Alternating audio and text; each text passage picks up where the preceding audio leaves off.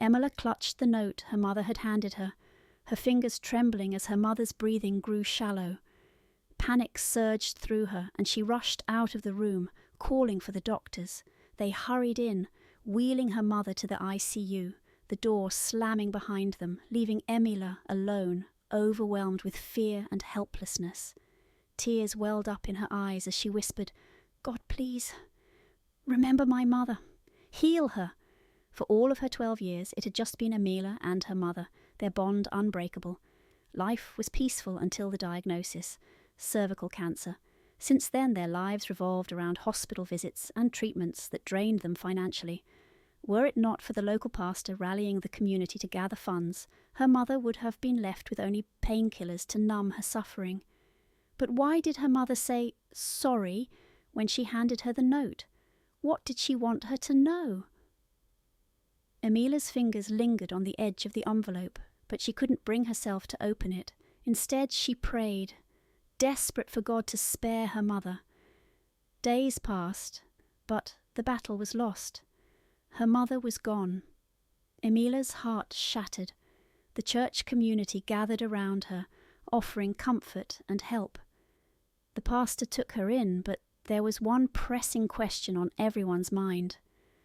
Who were her other family members? They needed to be contacted for the funeral. One night, as Emela lay in bed, she remembered the letter. The answer must lie in her mother's words. She retrieved the envelope from where it had been tucked away and, with trembling hands, unfolded the paper. The letter began with a revelation about her mother's origin. "I am from Ofo village of the Uze clan. I became an orphan at the age of 8 after an Ebola outbreak which wiped out my parents. I had been taken in by my uncle, but my aunt had never accepted me. My life became a nightmare, full of endless chores and constant punishment. While my cousins went to school, played and lived freely, my aunt made me to suffer for the smallest mistake. It was very hard for me, and I missed my parents dearly, but I did my best to endure my suffering.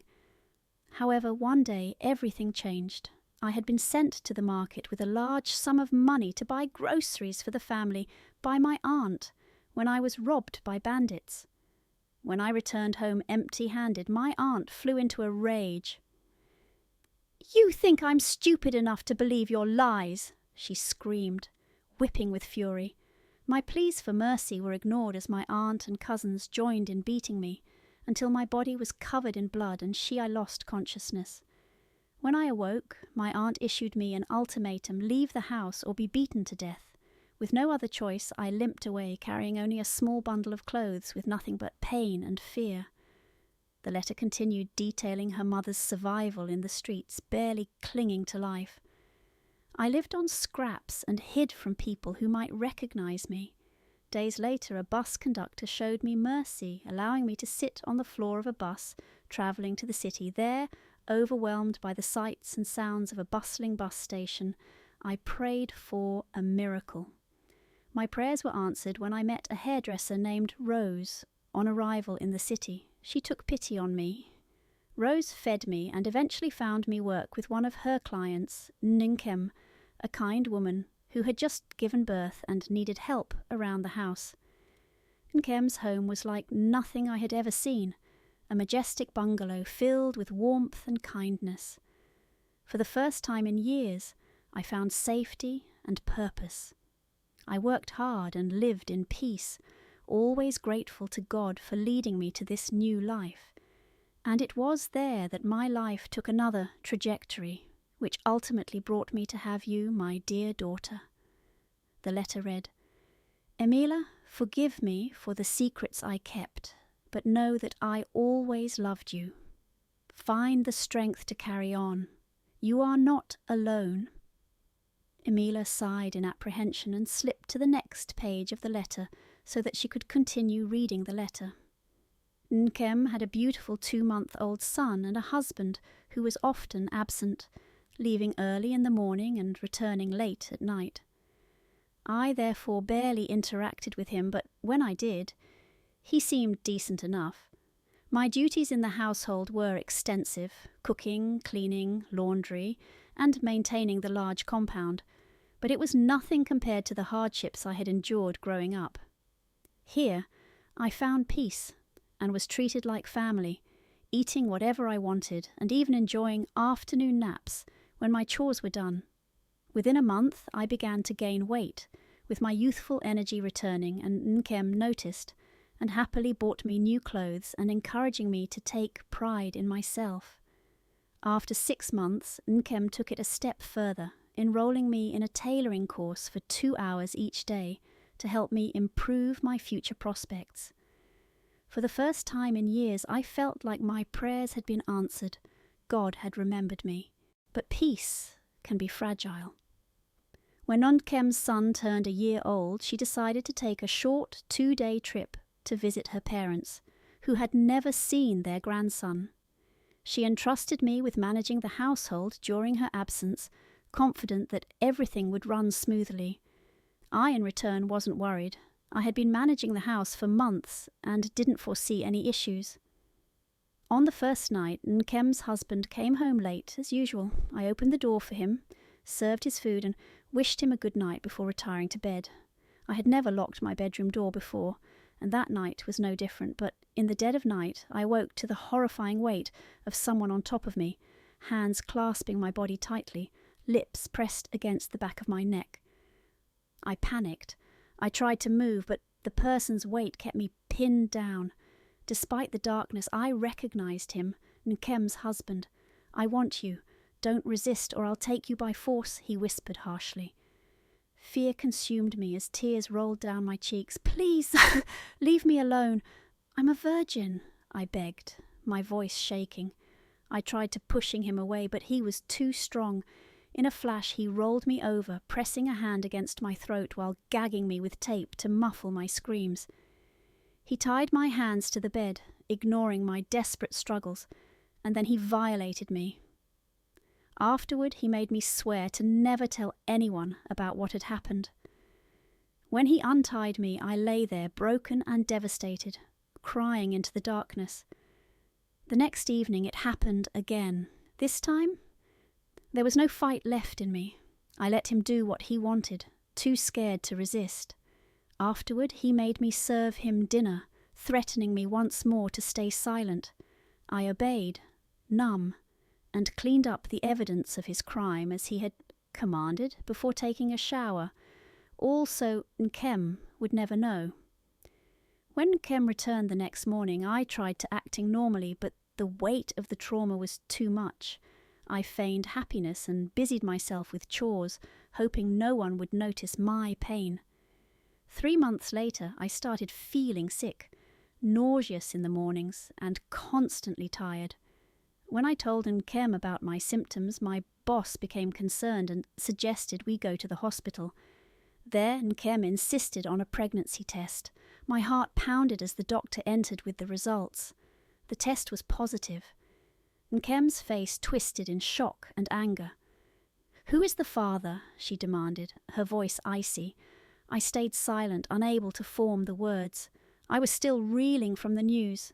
Seeing my refusal to answer, Nkem grabbed me by the hair and dragged me out of the hospital, enraged. "My husband will deal with you when we get home," she spat. That night was filled with chaos. Nkem shouted at me relentlessly, accusing me of betraying her trust, all while I remained silent, knowing that the truth would destroy everything. When Mr. Amadi Jacobs, Nkem's husband, arrived, he played the part of an innocent man, feigning ignorance of the entire situation. His cold eyes bore into me as he demanded to know the father of the child. He even accused me of sleeping around, using the house's goodwill as an opportunity to shame the family. I wept bitterly. I was trapped. How could I explain? He held all the power, and if I dared speak the truth, no one would believe me. It would be my word against his. He had constructed a narrative where I was the villain. He then delivered an ultimatum. If I couldn't name the father, I was to abort the child if I wanted to continue living with them. My heart shattered at his cruelty. abort my child. Never.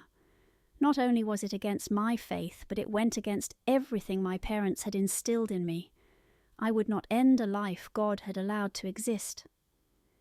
That night I gathered my things and left the house, never to return. With the little savings I had, I moved to Abuja, where I gave birth to you, Emela, with the support of Pastor Robert and the church community. Despite my heartbreak, know that you became my greatest source of joy and healing. Every moment with you helped me forget the suffering of her past. The letter closed with words filled with love and hope. My dearest daughter, take care. I may not always be with you, but God, who has watched over us all these years, will continue to protect you. I love you more than words can say, and having you in my life washed away all the sadness I endured. I can now leave this world fulfilled, knowing I've forgiven your father. Please take care, my darling. I wish you all the best. As Emela finished reading the letter, tears streamed down her face. She wept not only for her mother's suffering, but for the truth she had longed for her entire life, a truth that shattered her innocent dreams. Her father, a man she had imagined reconnecting with, was a rapist, a man who had stolen her mother's dignity and innocence. The dreams she had cherished of meeting him crumbled into nothing. In that moment, Emela felt ashamed for the times she had resented her mother for not revealing the identity of her father. Now she understood why. She no longer wanted anything to do with him. Her heart was heavy with sorrow, but she was determined to move forward without ever acknowledging him. She thanked God for Pastor Robert and the church community who had taken her in as one of their own. They paid her school fees, ensured she had a home, and gave her a sense of family when she had none. Their support made living without her mother a little more bearable. Though the loss weighed heavily on her young shoulders, she found comfort knowing that she wasn't alone. God's hand was still guiding her, just as he had guided her mother through the darkest of times. Emela worked tirelessly to make her new family proud. Inspired by the doctors who had cared for her mother, during her illness, she aspired to become a doctor herself. Fast forward to her first day of medical school, Emela walked confidently into her medicine class at the university, though anxiety danced in her stomach. She chose a desk near the window, taking in the bustling atmosphere as her classmates chatted happily. She noticed that only 2 other females were in the class, but that only fueled her determination to excel. Unlike her peers, she had no distractions. After learning about her father, her heart had hardened against men, and she resolved never to enter a relationship or marry. As the weeks passed, Emela grew accustomed to her classmates and maintained a friendly demeanour, keeping interactions strictly academic. Men frequently tried to capture her attention, but she remained aloof. However, one boy stood out, Eli. He was persistent, always supportive and encouraging in class. Even when Emela tried to ignore him to dissuade his advances, he remained steadfast, reserving seats for her during lectures, reminding her of assignments and even sharing snacks during long study sessions.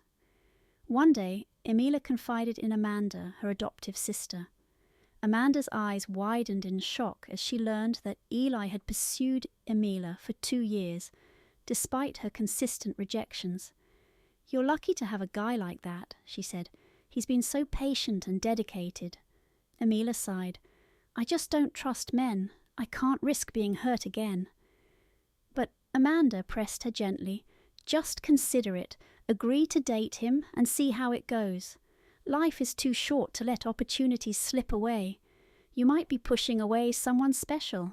Emela pondered Amanda's words, recalling her mother and wishing she could seek her guidance. But her thoughts drifted back to her father, the man who had marred her perception of all men. The resentment weighed heavily on her heart, but as she prayed for healing, she felt a flicker of hope. She wanted to embrace life again. The next morning, as she crossed paths with Eli in the lecture hall, she mustered a smile and even offered him a hug. A warmth spread through her. Maybe she did like him after all. Later that day, as their class finished, Eli approached her desk. "I see someone is in a good mood. How about we grab dinner together tonight?" "Yes," Emela replied with a big smile, feeling lighter than she had in a long time. She decided to let nature take its course. At a local restaurant, Eli was charming as ever. He made her laugh, treating her with the care of an elder brother. Emela found herself genuinely enjoying his company, realizing she was beginning to fall for him. After several delightful dates, they officially became a couple. Their bond deepened as they studied together, helping one another through the challenges of university life. Time passed, and as graduation approached, Eli, coming from a wealthy family, planned a grand celebration. This day was not just about their achievements. He also intended to introduce Emela to his parents and seek their blessing for their future together. They prepared elegant outfits for the occasion, excited for what lay ahead. On graduation day, they celebrated with their classmates, beaming with pride. After the ceremony, they made their way to Eli's home for the festivities.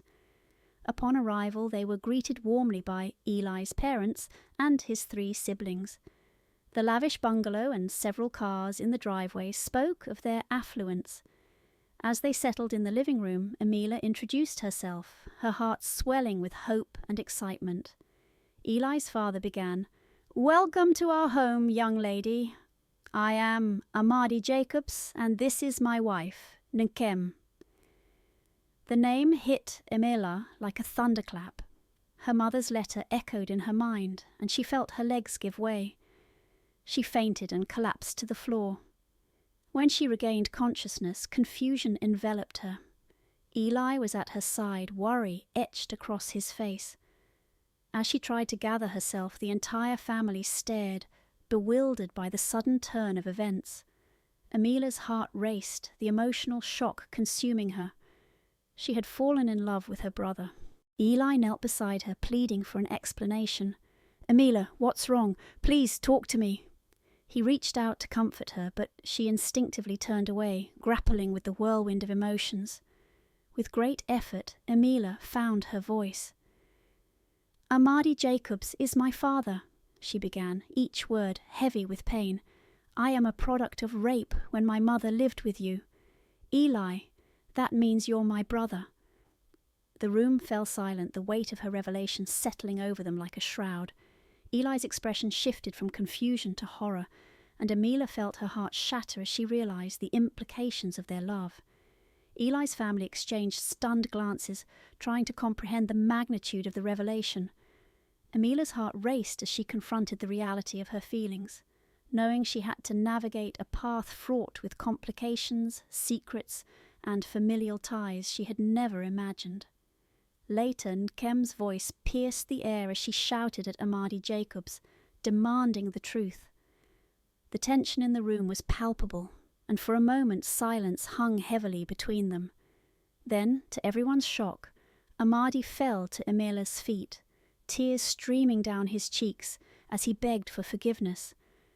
"I have never known peace since that incident," he sobbed. "Please forgive me, my daughter, my wife, and my family."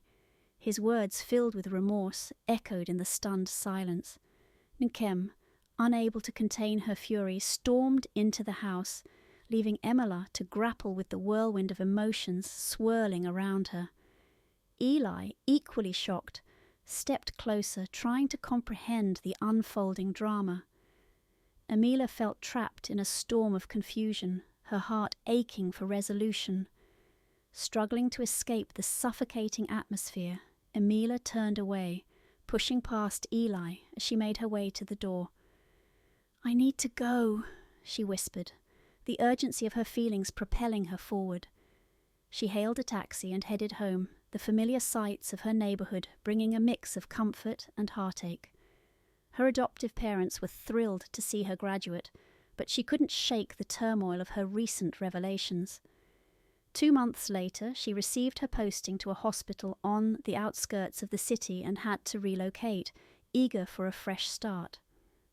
One day, while at work, her adoptive father, Pastor Robert, called. "We've really missed you," he said warmly. "We're coming to visit you this weekend."